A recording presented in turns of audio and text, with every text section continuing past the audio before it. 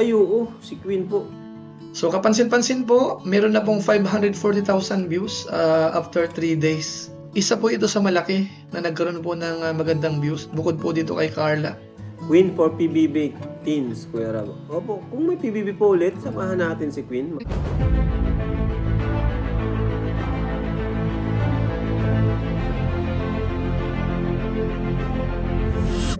Ayun, shoutout guys. Muli po, welcome to my YouTube channel. Ito po si Kuya July, ang inyong katugang, ang inyong kalingap na muling babati naman sa inyo ng magandang araw, magandang gabi. Saang sulok man po tayo ng mundo naroon. At sa araw na ito, meron tayong panibagong vlog. Pag-uusapan po uli natin yung patungkol po kay Queen, yung bagong vlog po ni Kalingap Rab, doon po sa may Iriga. Na kung saan po ngayon, mapapatunayan natin na nag-trending po siya. Dito po sa unang episode po, sa ngayon malapit na hong mag 600,000 3 days ago. Ibig sabihin ho, malakas po mga kabayan natin. Tapos sa pagkakataong ito, i-share din po natin yung yung ilang ginagawa po ni Queen o kaya yung ilan sa mga pangarap niya po na kung saan po ay suportado po ni Kalingap Rab. At alamin natin, marapat po bang bigyan po siya ng collab team dito po sa Team Kalingap? Ano kaya ang masasabi po ni Kalingap Rab patungkol po dyan? So pag-uusapan po natin yan maya-maya ng konti. Pero bago po yun, syempre konting paalala muna si Kuya July. Baka sakaling meron pa po ditong hindi nakasubscribe sa ating YouTube channel, huwag natin kalimutan, July Paunil. Tapos pakipindot lang po yung notification bell button para lagi po tayong updated sa aking mga video upload. Tapos yung ating Facebook page po, July Paunil 2.0, huwag po natin kalimutan. Pwede po nating i-follow, pwede pong i-like at saka po i-share yung mga upload po natin dyan. At yung mga kasamaan po natin sa Team Kalingap, suportahan din po sana natin sa pangunguna po ni na Kuya Bal Santos Matubang at saka po ni Kalingap Rab. So maraming salamat po sa inyong lahat. Ngayon, tuloy na po tayo. Pag-usapan na po natin. Ito pong vlog po ni Kalingap Rab kay Queen na kung saan nga po ay talagang masasabi nating viral na po. Dahil nasa 540,000 views na po yan after 3 days. Siguro po, silipin muna natin sandali yung actual views po niyan habang nagsushoot po tayo. Ito po yun. Dito po sa channel po ni Kalingap Rab, tingnan po natin yung vlog po kay Queen. So kapansin-pansin po, meron na pong 540,000 views after 3 days. So kung titingnan po natin dito, isa po ito sa malaki na nagkaroon po ng magandang views. Bukod po dito kay Carla. 4 days ago meron po siyang 633,000 views. Pero yung mga kasabayan niya po, halimbawa ito, 294,000.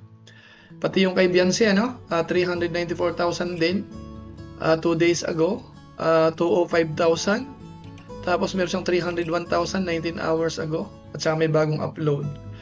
So itong ganitong views po, maganda ito. Sa unang vlog pa lang po kay Queen. So magandang sinyalis po ito. Kahit wala pong collab team po yan. Kumbaga yung mga nagka-interest po dito po sa buhay ni Queen. Kaya masabi po natin, maganda po yung views. So yan po mga kababayan po natin, mga kalingap, nakita po natin 530,000 views na po yan after 3 days. So siguro po mamaya o kaya hanggang bukas, baka makita natin 600,000 views na po yan. Ibig sabihin, ano po yan, above range po yan. O kaya pasok po doon sa range po ni Kalingap Rab na dapat ho mga nasa 400,000, 500,000 yung kanyang views. O kaya naman, higit 500,000, 600,000 kapag ka po lumagpas na po ng 24 hours. So nakita po natin, medyo maganda po yung views po ni Queen o kaya nung vlog po ni Kalingap Rab kay Queen. Kaya masabi natin, congratulations po kay Queen at saka po siyempre kay Kalingap Rab. Dahil nga po nag-viral na naman itong bagong vlog niya po. So abangan po natin sa mga susunod sigurong episode ni Kalingap Rab patungkol po kay Queen. Ngayon pag-usapan po natin yung patungkol po sa mga Kalingap Angels. Kasi sa nakikita po natin, si Queen ho ay pwede ho na maging part po ng Kalingap Angels.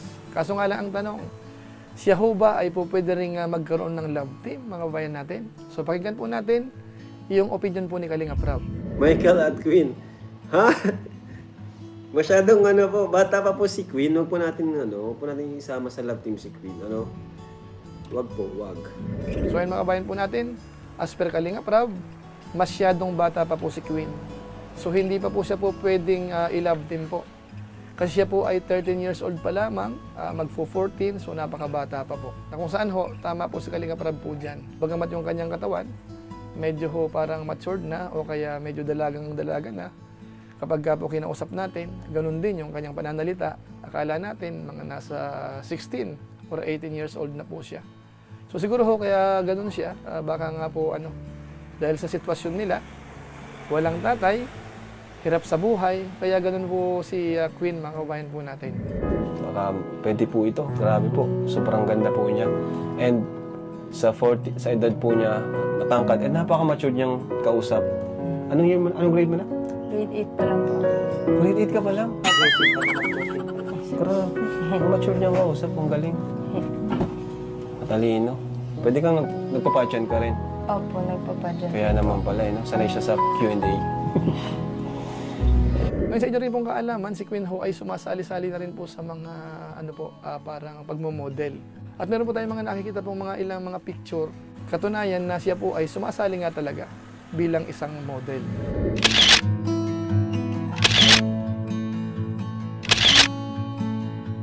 At ang maganda pa po rito mga kabayan natin, siya po ay suportado po ni Kalinga Prab sa anuman pong mga opportunity. Kung meron nga raw po mga audition, susuportahan niya po. Ay, oo, si Queen po. Pag may mga audition, sasamahan natin si Queen. Para pag sumikat si Queen ay ma-shoutout tayo. Bata pa kasi Queen, siguro pag mga na to, 15, 16, pwede na yan. I-audition natin sa mga pang-commercial. Kulang lang si Queen sa exposure, saka sa support. Sa manager. So ayun mga kabayan natin, willing po si Rab na suportahan po yan para sumikat. Kahit nga raw po sa PBB, pwede pong suportahan. Queen for PBB Teens, Kuya Rab. Opo, kung may PBB po ulit, samahan natin si Queen mag-audition. So ayun po mga kabayan po natin, yan po si Kalinga Prab. So kung mapapansin po natin, hindi lang po more on views ang nakikita natin kay Kalinga Prab. Pati po yung kapakanan po nung nabablog niya o yung kanyang beneficiaries, como bata pa, kahit na mukhang dalagang-dalaga na, ayaw niya po munang iparis po kung kani-kanino. Bagamat may mga kasamaan daw po sa K-Boys na interested po kay Queen. Kaso nga lang, siya na po ang nagsabi na wag muna, masyadong bata pa. Siguro kapag mga ilang taon yan, malapit na mag-18 siguro, baka sakaling po pwede. Pero sa ngayon, ang sa atin po, dahil nga po sa kalagayang napanood po natin, ang mahalaga po dyan ay kung paano po muna matutulungan. At kung po pwede nga po yung pag-model niya, kasi masyadong bata pa siya, parang mas maganda kung medyo limitahan muna ng konti. Maliban na lang po kapag ang mga opportunity ay yung mga tipong po pwede talaga siyang sumikat. Pwede siyang makilala, kamukha sa mga PBB, o kaya audition sa pagiging artista. Palagay ko, pwede yun. Pero kung yung mga tipong small time na pagmamodel, tapos yung iba, halos ikaw pa ang magbabayad muna para sumikat, o magkaroon man po ng konting talent fee ay masyadong maliit, parang hindi po worth So siguro po kahit sa Kalingap lang po muna siguro, unti-unting makilala para magkaroon po ng magandang opportunity si Queen. So yun lang po muna siguro ang ating masasabi patungkol po dyan. Tayo po ay nagpapasalamat sa mga sumuporta po. At umaasa po tayo na sa mga susunod na episode dito po sa vlog ni Kalinga Prab kay Queen ay lalo pong mag-viral. So maraming salamat po. Siguro pansamantala magpapaalam po muna tayo. Pero gaya po ng dati, gusto lang po nating i-shoutout po uli ang mga sumusunod.